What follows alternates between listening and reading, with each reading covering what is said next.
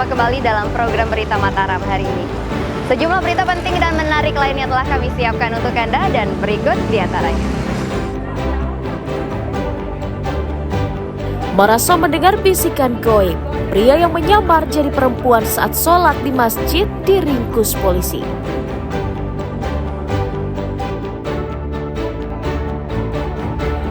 Puluhan pemuda di Lombok Tengah menggelar unjuk rasa menuntut transparansi pemilihan kepala desa.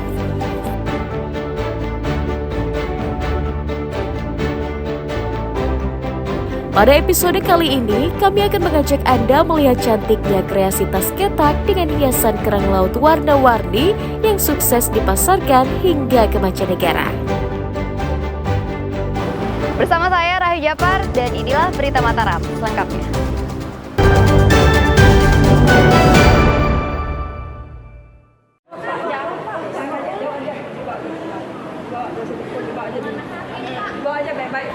Pemuda berinisial FRY alias Ferry diringkus petugas keamanan Masjid Islamic Center Mataram karena diduga menyusup ke barisan sholat wanita untuk sholat zuhur pada Senin siang.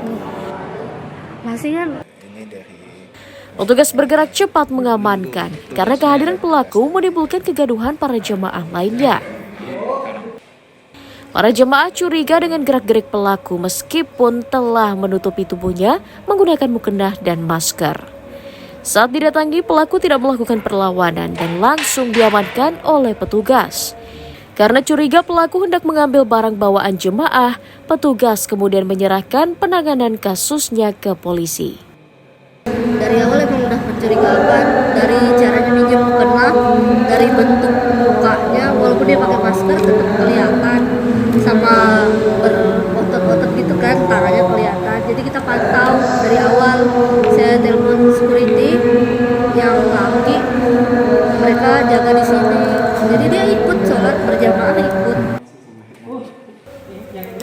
Dari hasil interogasi polisi, pelaku mengaku mendapatkan bisikan gaib agar sholat di masjid menggunakan mukena mirip perempuan. Namun polisi akan memeriksa kondisi psikologis pelaku.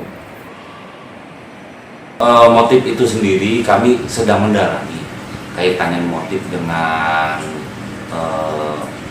laki-laki ini karena kami harus melakukan pemeriksaan psikologi. Psikologi karena yang bersangkutan pun mengaku bahwasanya mengikuti mimpinya. Jadi yang bersangkutan bermimpi dan melakukannya dengan alasan hanya mengikuti mimpi. Untuk kepentingan penyelidikan, saat ini pelaku masih ditahan untuk menjalani pemeriksaan lebih lanjut di Polresta Mataram. Awaludin melaporkan dari Kota Mataram.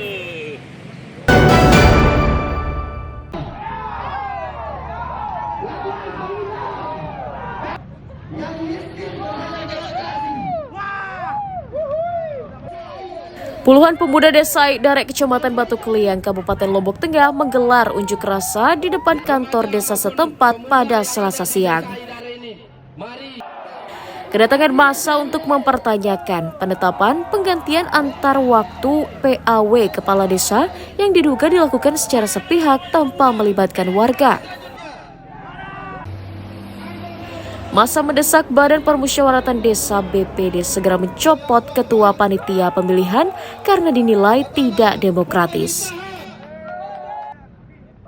Sebagai transparansi, massa meminta penentuan PAW Kades melibatkan tokoh masyarakat dan juga meminta saran dari perwakilan warga.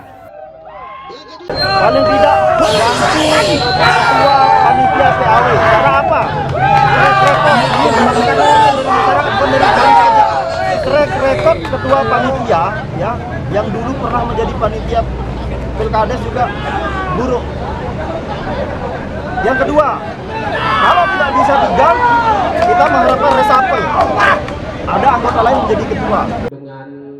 Merespon hal itu, pemerintah desa bersedia mengganti panitia pemilihan agar pemilihan berlangsung lebih transparan. Panitia Pilkades antar waktu atau PAW bukan dibubarkan ya, ingat bukan dibubarkan, tetapi direshuffle karena unsur-unsurnya proses dan sebagainya sudah kita lakukan. Namun tentu kalaupun ada kelemahan kekurangan, tadi kita sudah minta bahwa perwakilan dari pemuda silahkan diajukan ke DPD yang akan masuk menjadi panitia. Meski sempat diwarnai ketegangan, masa kemudian membubarkan diri setelah mendapatkan jawaban dari pihak desa. Lukmanul Hakim melaporkan dari Kabupaten Lombok Tengah.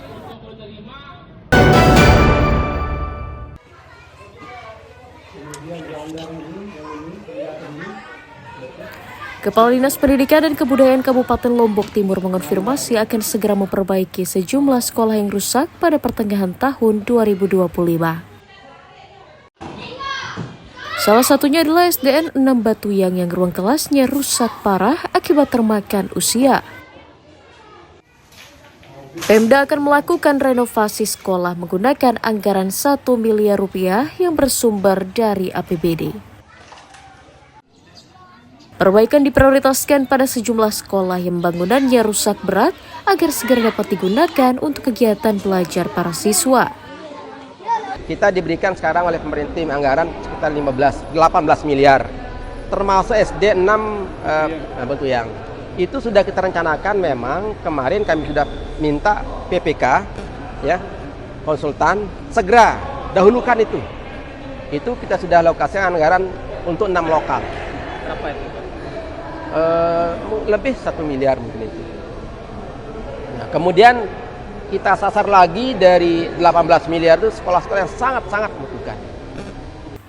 Dinas Pendidikan dan Kebudayaan Kabupaten Lombok Timur mendata sebanyak 150 sekolah mulai SD hingga SMP mengalami kerusakan dan menjadi prioritas untuk direnovasi secara bertahap. Muhtadum melaporkan dari Kabupaten Lombok Timur.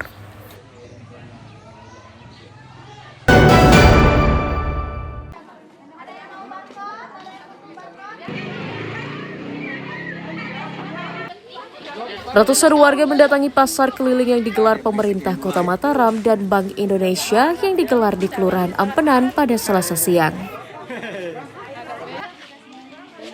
Warga yang sejak pagi menunggu dibukanya pasar langsung menyerbu lapak bumbu seperti cabai dan bawang merah yang dijual dengan harga lebih murah dari pasaran.